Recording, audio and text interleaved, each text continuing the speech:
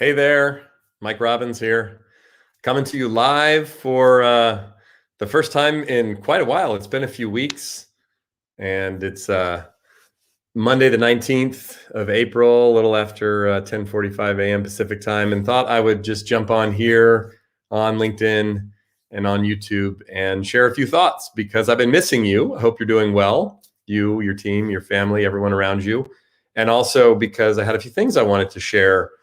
The focus of this video is on keeping your head up. So this has a couple different meanings, but I've been reminded of this in recent weeks.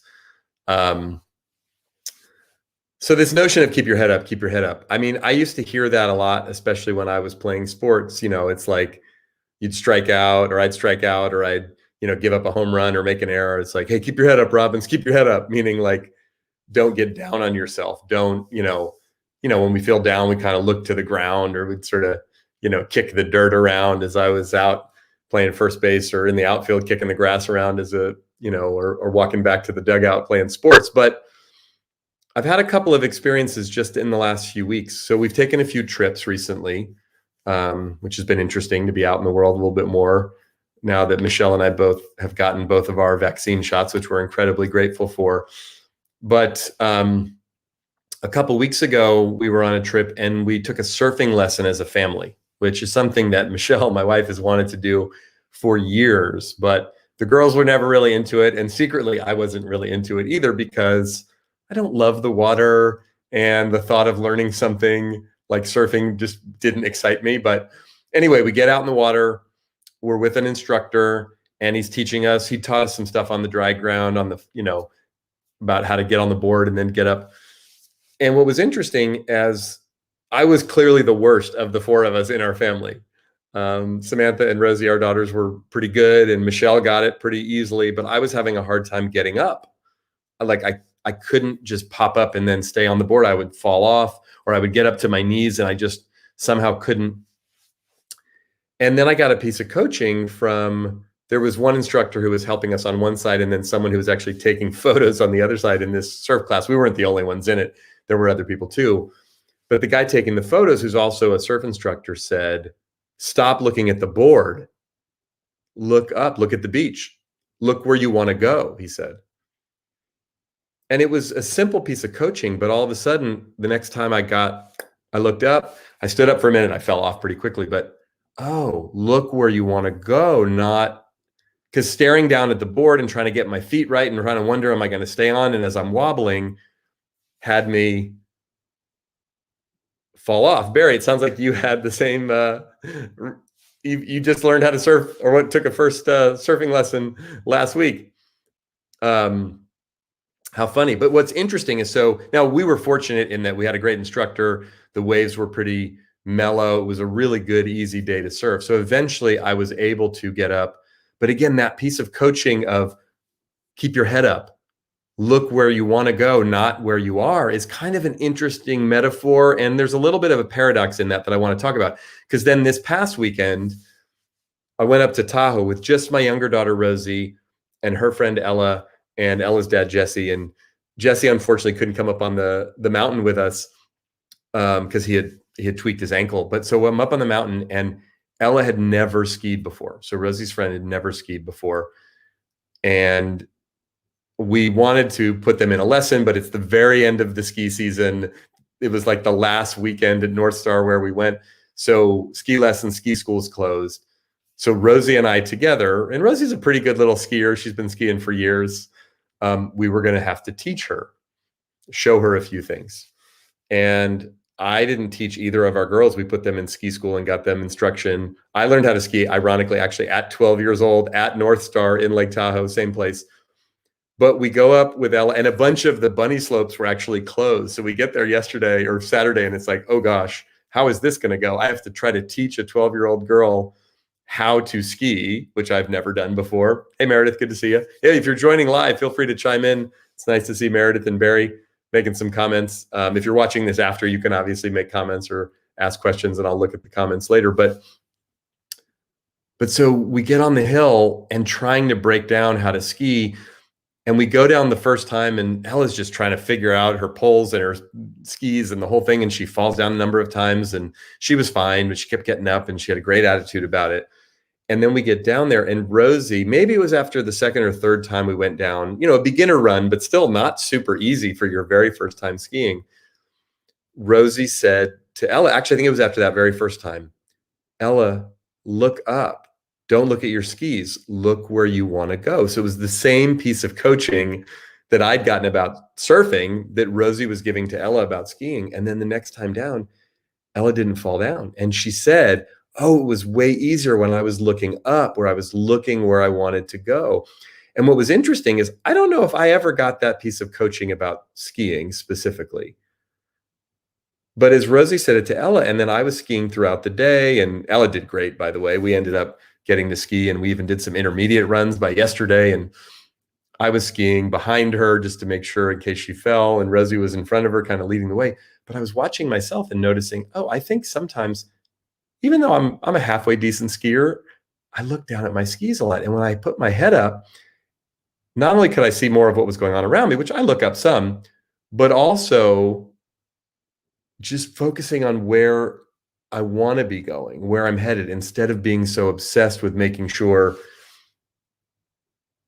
everything's just right. Now, look, I'm talking about surfing and skiing. You may do one or both of these activities. I've only surfed once in my life. I ski maybe a couple times a year, and I do enjoy it, but it's not like, but I started to really unpack this and think about it more, and how this relates to life, to our work, to parenting, to business, to goal setting, to health and well-being, to so many things of life, right? Now, there is a paradox, if you will. I've learned, and we've all learned the hard way, when we focus too much on where we're headed, we forget to appreciate where we are. And if we've learned nothing else over the last year or so with COVID, it's like we can get so obsessed with future planning, and then life will intervene in a way that disrupts everything. And it's like, well, those plans are out the window because I have to adjust to what's happening in the present moment. So being in the present moment, fully engaged in what's happening right now, is really important. However, there is a way in which we can do that to our own detriment.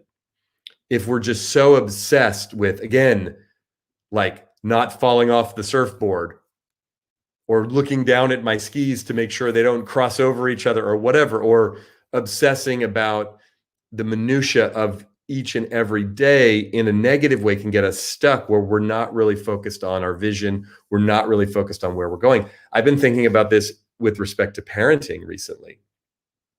So it's been a really, really challenging time for us at our house as parents, for sure. Our girls are 15 and 12, and it's been tough emotionally, socially, for both of our girls. And I think that's true for almost everyone I know who has tweens and teens right now. And, if you have little ones, or if your kids are older, it's probably challenging. It's challenging for a variety of reasons. I know my own experience. I know a lot of my friends and peers and, parents of the friends of our girls. And so it's been hard. And I would say this last year, particularly the last 6 or 7 months of this, at least at our house, for a number of reasons, it's been one of, if not the most challenging parenting experience of my life. And I've only been parenting for, 15 and a half years or so, but it's been hard. And what's important, and not just parenting during COVID, but I think parenting in general, it's that, what's the saying, that the days are long, but the years are short. It's easy to get caught up in the day to day. And when they're babies and toddlers, it's the, feeding and napping and diaper and, all the and then it becomes, there's different things at different stages. And right now for us with, teens and tweens, it's like, oh, there's so much drama and stress and challenge. And then with COVID, and it's like, yes, we have to address what's happening in the moment, but taking a step back, remembering, what are we doing? We're loving these children. We're supporting these children. We're trying to teach these children, now teenage children, how to be happy, healthy, successful adults. So is it possible to take a step back and remember the long view? Where do we ultimately want this to go? Now, again, can we stay present in the moment and acknowledge what's happening right now, but then remember where we're headed? This is true with our work. And this is something I've struggled with as a business owner for years, but it's like, can I focus on the day, the week, the engagement, the meeting, the month, the quarter, the numbers, the targets and goals for the year? And then, but at the same time, yes, those are important. And we've all learned, anyone who owns a business of any size, especially over the last year, it's like, hey, we got to make payroll. We got to make sure we're going to be okay. We have to make some adjustments to get through a challenging and uncertain time. But like, why are we in business to begin with? What's the purpose? And this is true if you work for a bigger company, whether you're, an individual contributor or a manager or a senior leader or an executive. It's like, can I focus on the day-to-day tasks that are at hand and what's on my calendar? But can I also remember there's something bigger going on that we're trying to create here? So this paradox is really important. And one of the things we can do is stay in the present moment, but keep our head up.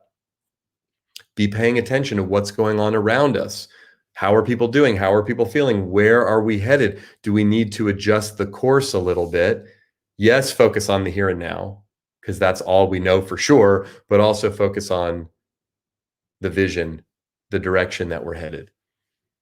And we've got to understand how to balance both of those things.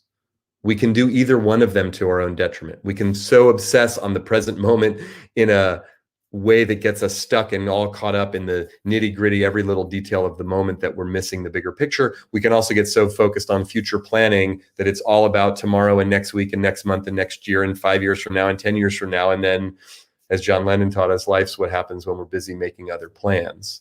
So we want to be mindful of the negative side of obsessing in the moment or planning for the future, but do both of those things in a healthy way. And one of the things that really can benefit us is to be grounded in reality of where we are in present, but pick our head up, view the horizon actually and metaphorically so that we know and we can choose where we're going and then ultimately lead ourselves and others in that direction. And Eric, to your point, grit, right? Absolutely. Having that grit to be able to move through whatever's in front of us. I think I shared this in one of my previous lives, but I heard Van Jones and Ariana Huffington talking on a podcast a few weeks back.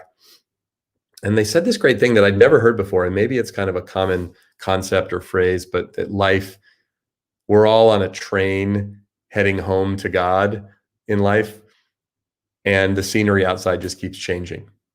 Sometimes it's beautiful and amazing and we love it. Sometimes it's terrible and it's disgusting and it's awful. And most of the time it's a little bit of a mixed bag. It's kind of a partly cloudy or maybe overcast type day or whatever it is, but it's constant. The scenery's changing, the weather's changing. We're all headed to the same destination at different speeds or at different times, or we don't all get there together, but that's where we're going. And the challenge in life is for us to appreciate the scenery, whether it's beautiful or not, whether it's light or dark, whether it's sunny or snowy or anything in between.